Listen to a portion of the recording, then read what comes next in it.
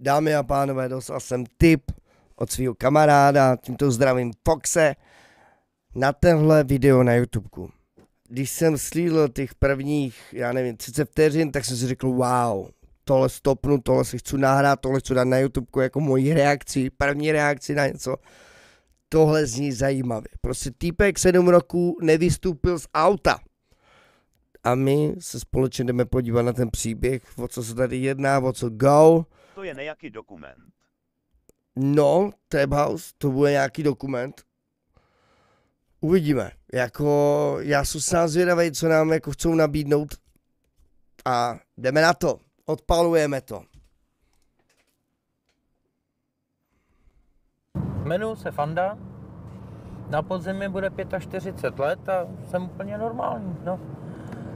Rád si dám pivko, radši mám lahváček plechovkový. Jak já. Rád se kouknu v televizi na fotbal. No vlastně, já, a to je moje zvláštnost, jsem se narodil 22. listopadu 63 odpoledne, zrovna v tu dobu, kdy zabili Kennedyho, amerického prezidenta. No a 7. rok žiju v tomhle autě. To je, jak kdyby tam byl úplně zapletený do konspiračních teorií, jenom když už se narodil, ty vole. Takže posledních 7 let jsem ještě nevylezl ven. Gratuluju. Wow.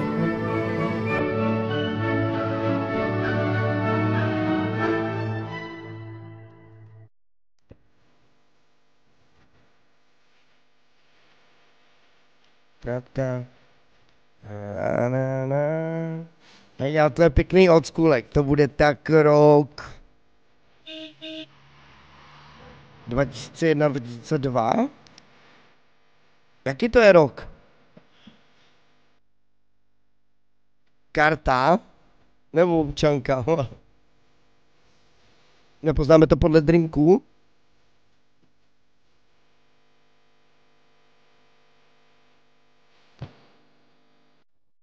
Dokážeš si představit, že zaparkuješ na benzínce za někoho, kdo si tam nechá natankovat, pak podá kartu a seznam, vole, a borec odjde do obchodu, nakupuje mu a on tam furt stojí. A ty čekáš, až odjede, aby ses dostal k tomu stojanu a mohl si natankovat. Mě zajímá rok, to je hodně old school. 13 let je to starý, tady to video jako upload? OK. Ne, to bude mít víc. To bude mít víc. OK. Zabil bych ho, hajzl. Žil, takže mám kupu známých, no tak není problém nějakým kamarádkám to vyhodit a oni mě vyperou. To samé je i s jídlem, no tak nemůžu furt jít z hamburgery, to už bych se z toho asi to... No, tak občas mě donese, oni už ví, že prostě z tohohle auta zatím vylejzat nebudu. Proč? No tak mě to donesou, no. 7 let není zatím. Zatím to šlo, ale auto drží. No, já jsem se s tím taky tak nějak srovnal. Jako 7 let přece nemůžeš jet, vole, na stejných pneumatikách, nebo jako prostě... Už to je strašně moc věcí, které mi nesedí. Mně už to ani nepřijde. No ale tak když chceme pokecat díl, tak není problém, když mají volno, no, tak sednou ke mně a jedou se mnou, no. Pokecáme a je zase vyhodím. OK. Ono naštěstí rozvážím, no tak tu a tam si zajet můžu, no. Takže nejsem úplně jak odříznutý od světa. Ono ze začátku bylo i fajn, že jsem říkal, že jsem přijel ke známým, pojď dál a nepůjdu. Byla to i taková forma zajímavosti. A v podstatě i na firmě mám takový trošku ústupky, takže oni ví, že z tohohle auta nevylezu, ale zase jsem ochotný jezdit ve dne v noci. Času mám dost. Ostatní mají rodiny a takovýhle. Kouření povoleno.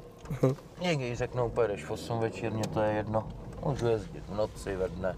Soboty, neděle, bez problému. Co pak nám to vezete? No jako vždycky. Ten horní řádek potřebuji podepsat. A co veze? Máte za kameru tady. A to jsou kámoši, my jsme se potkali na cestě, tak... Jaká byla cesta? Jo, dobrý. Dobrý, je to tady včas? Je to úplně perfektní. Děkuji moc. Takže příště, naschle. Ty krávo. Co tam vezl? To vypadalo jako docela děsivě a tajně. Hlavně jako musel tam být včas a takhle. Dobrý. No a takhle se živím. Jde to rychle a nemusím vylejzat. Já jsem furt doma, no. To je taky výhoda, vlastně vidíš. To mě do téhle doby ani nenapadlo. Já jsem furt doma a ještě jsem placený.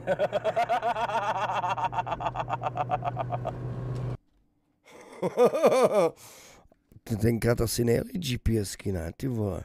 A on furt prostě ví, co má dělat. No nemá tam nikde GPSku. Musím vylejzat.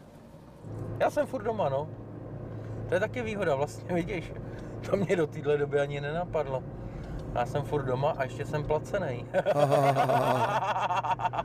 Jak úplně vyhrál nad systémem. Bráško, vyhrál, že? Jde držák. Destičky mě vymění u toho, úkol. Kluci jsou dobrý, já si to tam vždycky domluvím. Druhý desky mám u nich. Kurva, co to je? Čau. Čau. Já jdu pro ty gumy. Nějaký zimní. Zimní gumy, hele. Ty vole, takhle to seru. A jak čurá kaká? To přece taky někdo musí asi vynést, ne? Využívá řidičák naplno, Trap House, toto je point večera. Ano, využívá řidičák naplno. Dámy a pánové. Tak mě hoď na disky a já se proto pak stavím, pak mě to přehodíte. Kdy to tak bude? Poledne. Dobrý, tak já po obědě se zastavím. Domluví, no. Čau. Čau. Ale je zajímavý, člověče, když jsem měl tu 100, tak jsem píchl 3krát, věříš, že jsem ještě nepíchl. A to by si dělal co, kdyby si píchnul? To jsem neřešil, já jsem ještě nepíchl. No, teď si představ, že máš nějaký to pravidlo, nevím, proč ho má, to se dozvím, jestli je na vozíku, jako jestli, no to se asi ne, by nemohl to, vole, ne, ovládá pedály, vole. Já doufám, že se dozvíme, proč nemůže vylez z auta. Ale směje se tomu, baví se tím. A ty to neporuš tak dlouho. Doktor, co doktor třeba? Fuj, a už jsi venku, hajdle. Ha! Hlavně ten účes na muleta, že?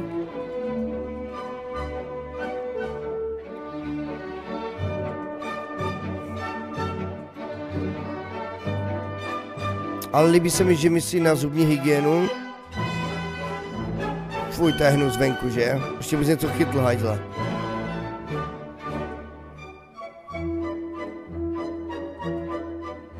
To ještě nebylo povinný svícení, no tak to je před rokem 2000 snad, ne? Dokonalý vynález. S tím se krásně myš. Perfektně to i osvěží. Ale obličej. Můžeš se s tím umýt i v podpaží. A vlastně celé tělo. Nohy. Co? No a to ostatní taky. Sice mám na zádech jedno místo, kde jsem se už dlouho nemyl, ale to se dá přežít. A tadyhle kapesníčky. Mě by zajímalo, jak ten člověk, jaký má odér, vole. Úrazy nehrozej, pokud nebude havárka, těm jsem se zatím vyhnul. Ještě kor, vole, když se podíváš, tak on není úplně jako ten nejštílejší člověk. Tím pádem ten, jako když sedí v letě v tom autě a jako nechodí do sprchy jako třeba aspoň jednou za 2 dny, tak to musí být odér, ne? A tadyhle. On se umývá v automíčce, hustý. Jo. Čau, váku, vole. To mám rád, vole, kluku. Ty jsi chuligán, co mi aspoň hodí koment pod to video, vole. Pod každý. Já doufám, že tenhle trend si udržíš a že se namnoží mi takový bováci tam. Mám lék na No to je jako ale hustý, on musí strašně, vole, mít ten odér. kašel.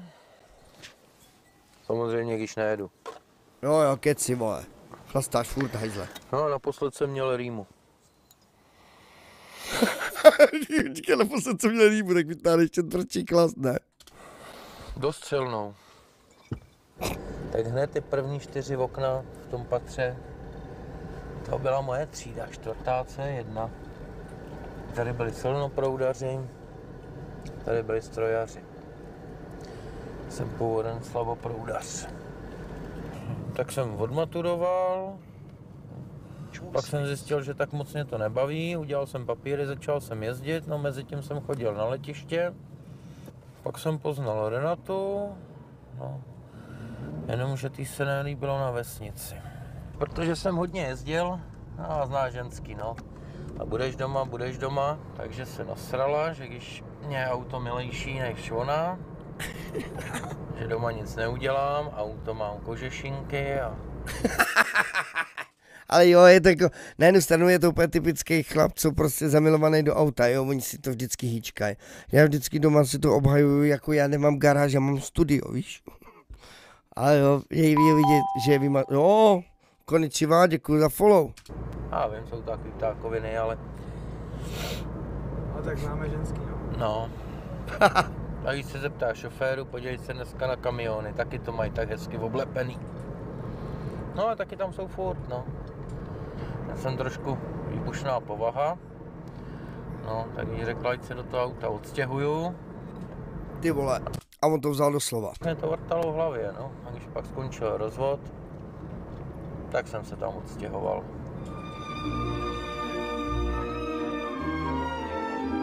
Jo, tak tady aspoň už teda víme důvod, proč se zbláznil.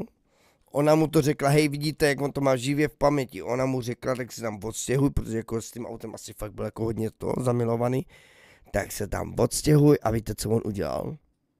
On to fakt udělal, protože prostě mu přeplo. Ty vogo.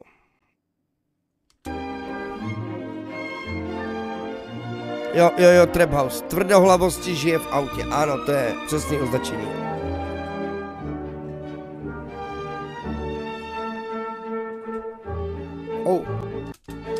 Šel kakat. Vylezl z auta, šel kakat, že jo?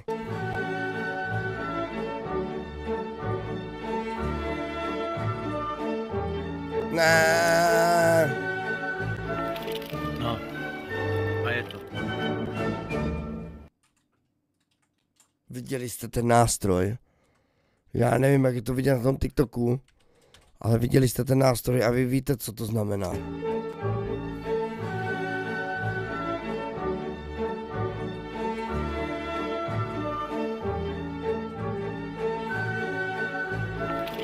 No, a je to.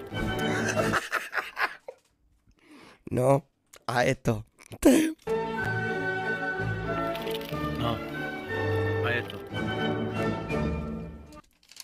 Ačko, co? No, Ta hudba. a je to. Hej, víš, ten orchestr, co si jeme a... No, a je to.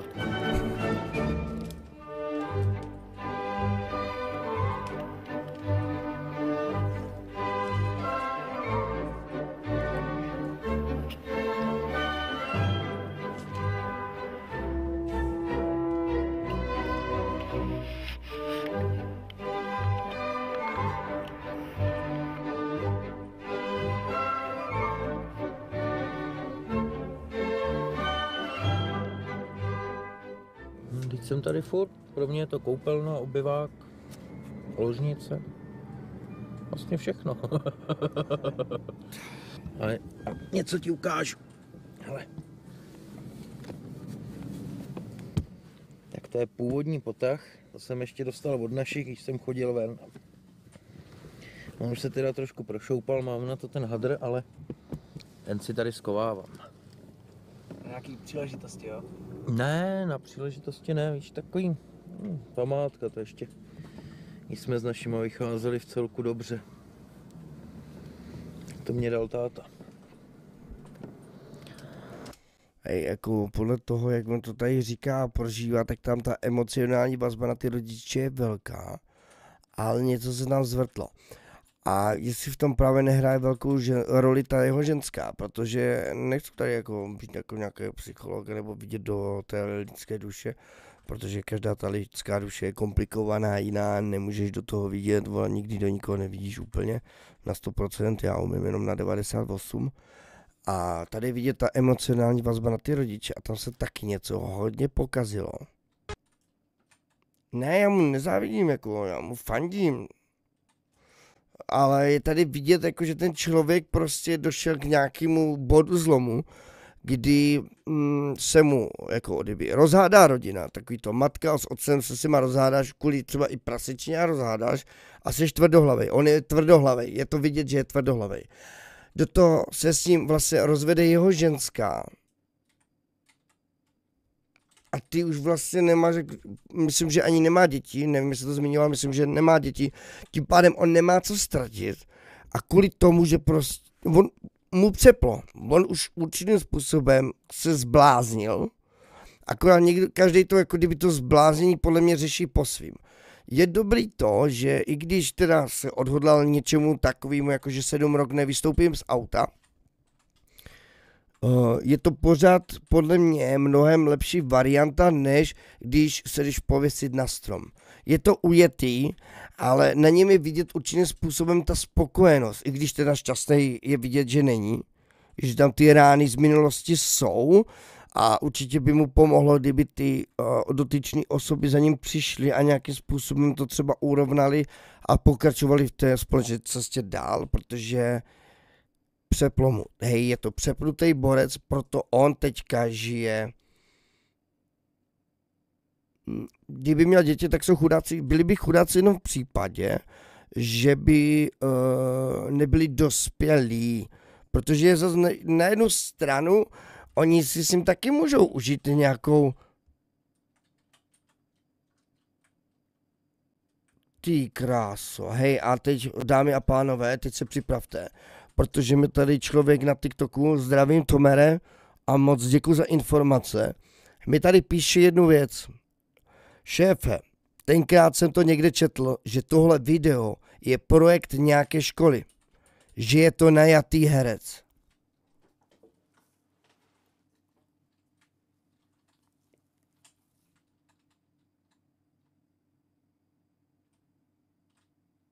No ty vole, ale to je docela dost reálný, ty vole. A já to tady prožívám, ty vole, jak... Uá! Hej, no tak, hej, jako jestli tohle je školní projekt, tak mě dostali taky, vole. To ti říkám, mě dostali taky. Vždyť já bydlím tady, já nepotřebuji nikde nic schánět nebo to. Co třeba doklady? Řidičák, občanka. To už mám taky vymyšlený. Si vezmu 2 dny volno, zaparkuju a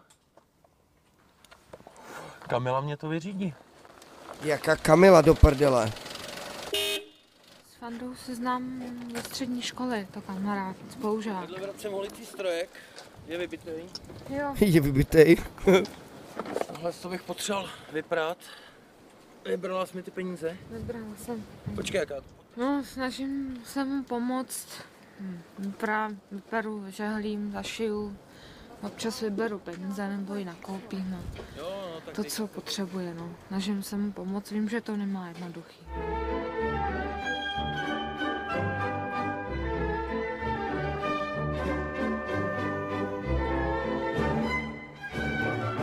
No a kdo nám teďka zjistí? Jo, žijou. A oni tenkrát špatně nesli ten rozvod. No, tak na mě začali tlačit, jestli bych se na to ježdění nevykašlal, no ale nevykašlal. Takže jsme se pak trošku rozešli ve zlým.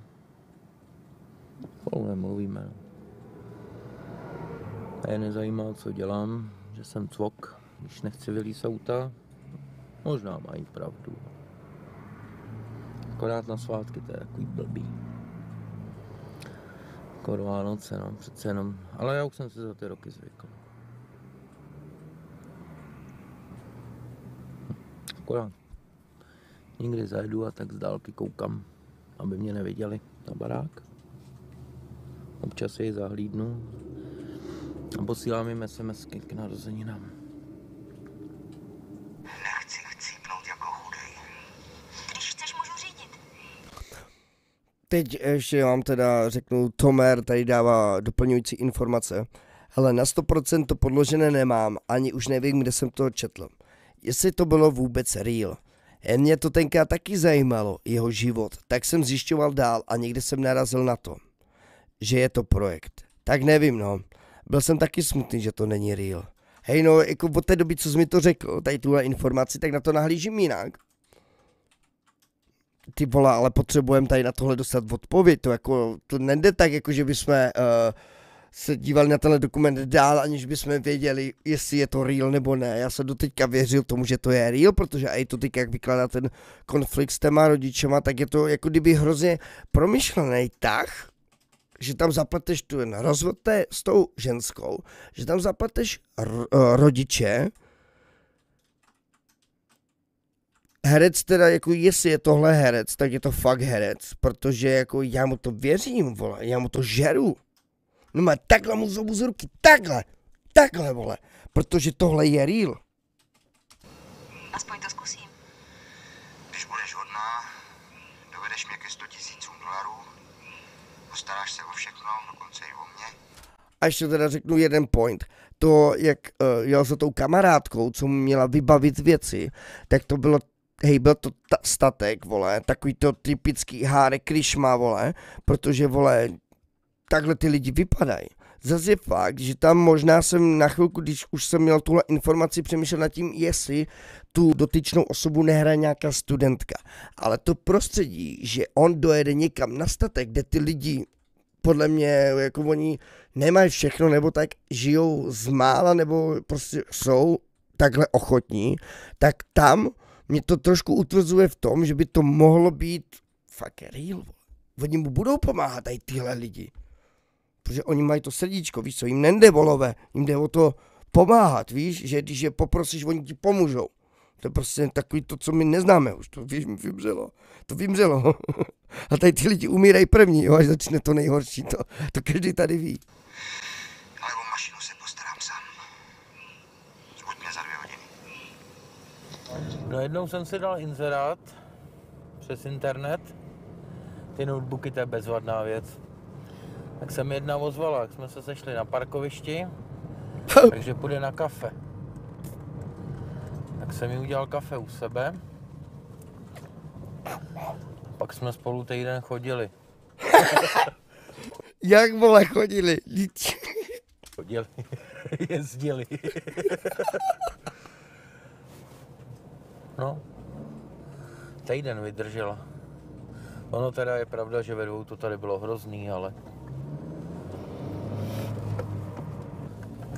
Ve dvou to tady bylo hrozný, dneska říká. není problém někam zajet nebo na parkovištích a... Za pár šupů, co? Dostane všechno. Jste z křesťanské školy nebo co? Že tohle nevíte? Nic jste normální mladý kluci, ne?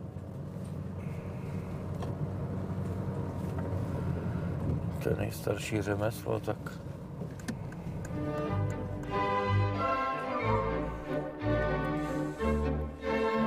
Teď mě jako i napadla nějaká věc, která jsem si říkal...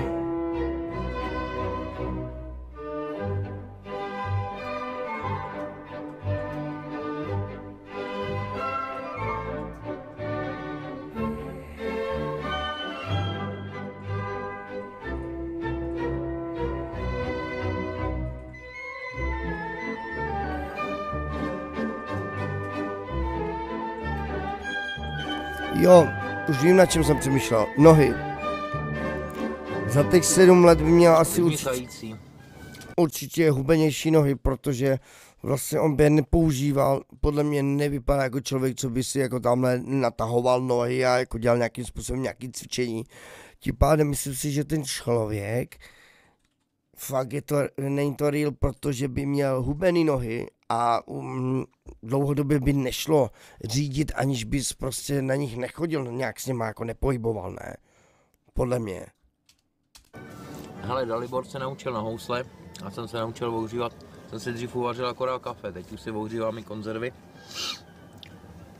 Jako od mámy to není. To ani nemůže být. Byla výborná kuchařka. Jak uvařila, co uvařila, jídla, který jsem neměl rád, tak se dali. Vycházeli jste dobře s mámou? S mámou úplně fantasticky. Tím mě je nejvíc líto. Já jsem s ní mluvil v září 2002, to mě zvedla telefon. Já vím, že kdybych tam přijel, že by mě třeba to jídlo do toho auta donesla, ale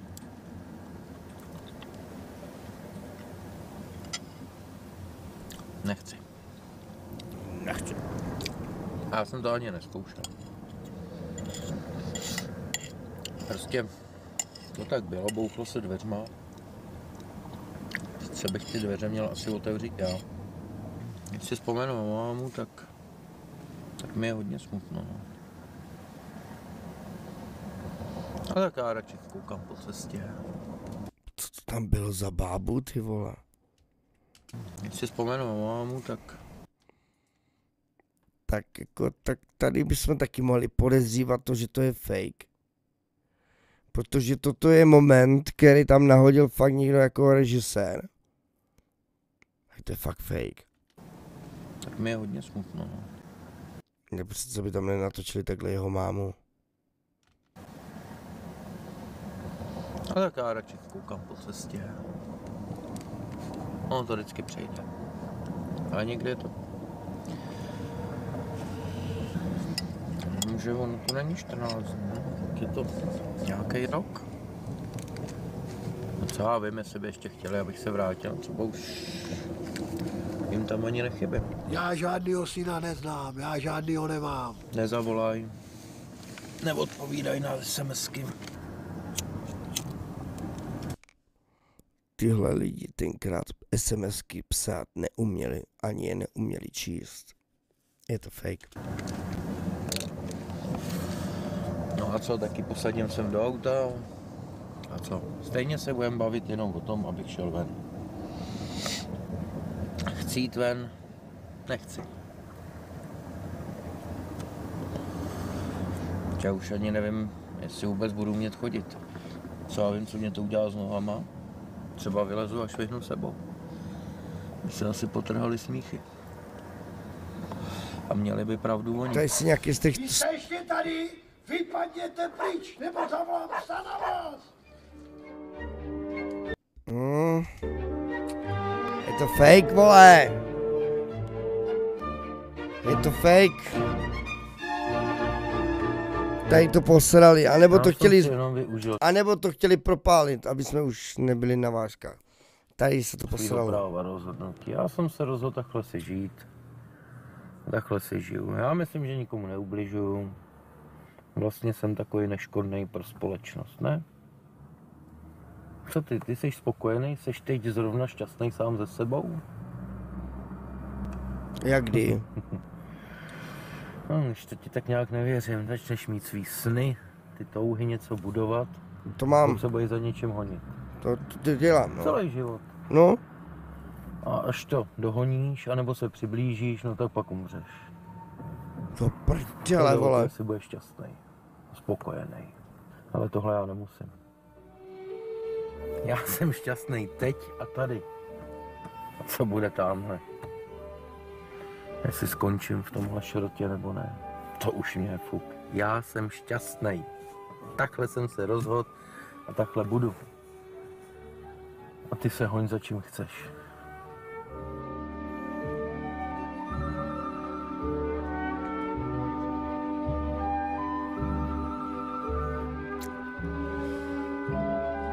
Na jednu stranu je to skvěle udělaný projekt.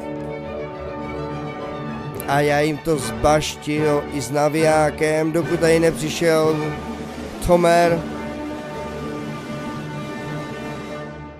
A neřekl mi, že je to fake.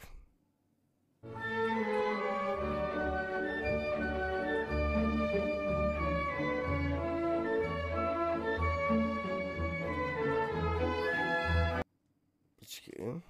Bráčku, co je education guidance? Tak, na to se podíváme. Protože tam je vidět, že to je fakt normální školský projekt. Školní projekt. Ale zase školní projekt může být i postavený podle mě jako na té real stránce. Výchovné vedení, no. Krásný, 10/10. Ale jo, souhlasím. Jestli tohle byl Tomer píše, chlapi, rada na závěr, kupte si dodávku, nikdy nevíte. Ty vogo, jako hustě. Hej, já jsem mu to fakt zbaštil. Jo, Šíne. Ty jsi nějaký úchyl poslední dobou, vole. Smrdí ti nohy a chlupy na prdeli jsou tvoje nejoblíbenější věty, co píšeš, vole. Odkud přišel, z jaké, vole, galaxie. Kupte si dodávku, nikdy nevíte, to si pamatuj. Takže je to normálně fakt školní projekt. Ale skvělý. Skvělý.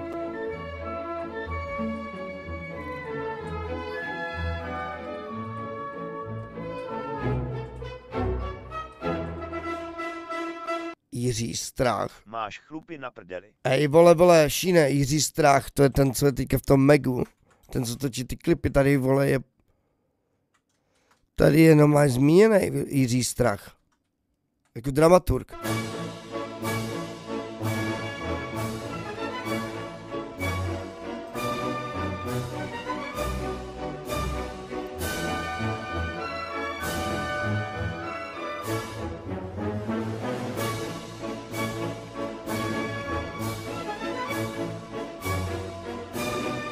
Myslím, 2008 Film Academy of Miroslav Ondříček. Filmovka.cz. Ha, kdo se nachytal? Ha. Já ne. Kurva, mega jsem se nachytal. Ale děkuju, jako. Dobrý kulturní zážitek. Romane, klobouk dolů před tebou. Tohle si ukládám a dám to na YouTubeko.